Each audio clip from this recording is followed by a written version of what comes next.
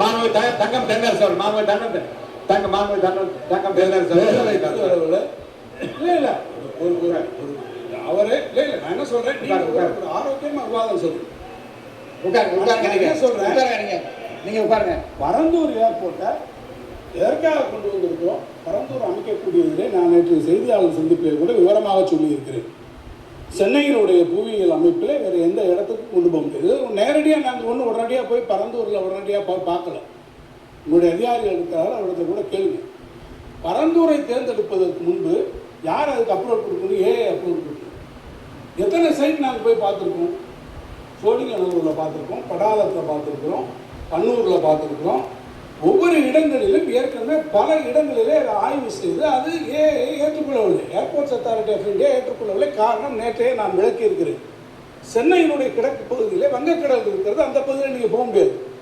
நார்த்துக்கு போனீங்கன்னா ஒன்று மணலிலேருந்து எண்ணூர்லேருந்து எல்லா இண்டஸ்ட்ரியல் எஸ்டேட்ஸு, அந்த பக்கம் பழவேற்காடு ஏரி சூழலியல் பிரச்சனைகள், அந்த பக்கத்தை நார்த்தில் போக முடியல.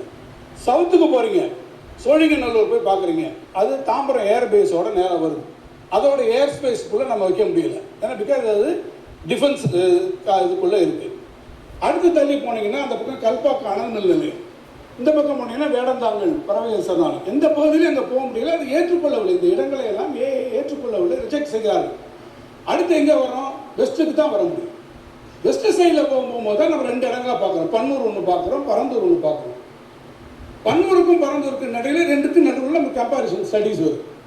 என்னென்ன விஷயங்களை பார்க்க முடியும், ஒன்று டெக்னிக்கல் ஃபீசிபிலிட்டி பார்க்கலாம். ஒரு இடத்த பார்க்கும்போது டெக்னிக்கல் ஃபீசிபிலிட்டி, அந்த இடங்களில் பெரிய பெரிய EHVT லைன் இருக்கா, வேற பெரிய இண்டஸ்ட்ரீஸ் இருக்கா, அதை ரீலோகேட் பண்ணக்கூடிய விஷயம்.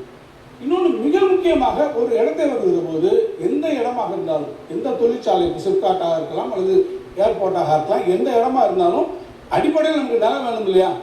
அந்த நிலத்தில் போகும்போது யாராவது ஒருவரை டிஸ்லோகேட் போக வேண்டும், அங்கே இருந்து மக்களை மாற்ற வேண்டும் என்றால் யார் எந்த இடத்தில் மிக குறைந்த அளவிலே மக்கள் அதனால் பாதிக்கப்படுவார் என்பதை கணக்கு எடுக்கணும். அப்படி எடுக்கிற போது தான் பரந்தூரை நாம் அந்த இடத்தை தேர்வு செய்ய வேண்டிய நிலை வருது. இன்னொன்று காஸ்ட் ஆஃப் லேண்ட், இதெல்லாமே பல காரணங்கள். இவ்வளவும் பண்ணி தான் பரந்தூர் எடுக்கப்பட்டதை தவிர மாண்புமிகு பொதுப்பணித்துறை அமைச்சர் சொன்னதை போல அது எந்த விதமான ஒரு உள்நோக்கமும் நிச்சயமாக இல்லை என்பது நான் திட்டவட்டமாக தெரியவில்லை. இல்லை அவர் ஒன்று சொன்னார், மாண்புமிகு பொதுப்பணித்துறை அமைச்சர் ஒன்று சொன்னார். அதுக்கான முழுக்க டெக்னிக்கல் ஃபெசிலிட்டி அரசாங்கம் இருக்கக்கூடியது, நாங்கள் மட்டும் கிடையாது. ஒன்றிய அரசு இத்தனை இடங்களையும் பார்த்ததுக்கு பிறகு ஒன்றிய அரசு இறுதியாக அவர்கள் அப்ரூவல் கொடுத்தது, நம்முடைய சிவில் ஏவியேஷன் மினிஸ்ட்ரி ஃபைனலாக அப்ரூவல் கொடுத்தது பரந்தூரில் கொடுத்தார். எனவே தான் பரந்தூரை நாம் எடுத்துக்கொண்டிருக்கோம். இப்போ நீங்கள் சொல்கிறீங்க நாங்கள் இன்னொரு இடத்த பார்க்க போகிறோம். இப்போ பார்க்க போகிற இடத்துல இதே சூழ்நிலைகள் வரும், இதே இடத்துல வரும். விவசாய நிலங்கள், இப்போ நீங்கள் எப்படி இருந்தால் நிலங்களுக்கு போவீங்க, அங்கே போகும்போது இதே இவாலுவேஷன் நீங்கள் பண்ண வேண்டியிருக்கும்.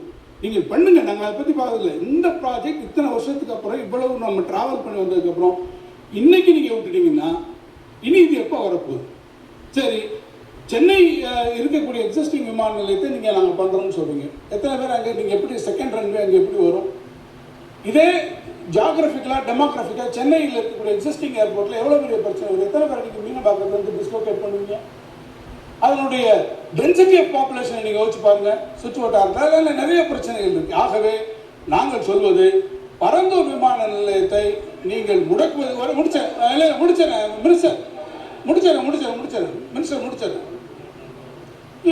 அதில் நாங்கள் சொன்னபடி நீங்கள் ஏற்கனவே இதை முடிச்சிடறேன், ஜஸ்ட் கன்க்ளூடிங்.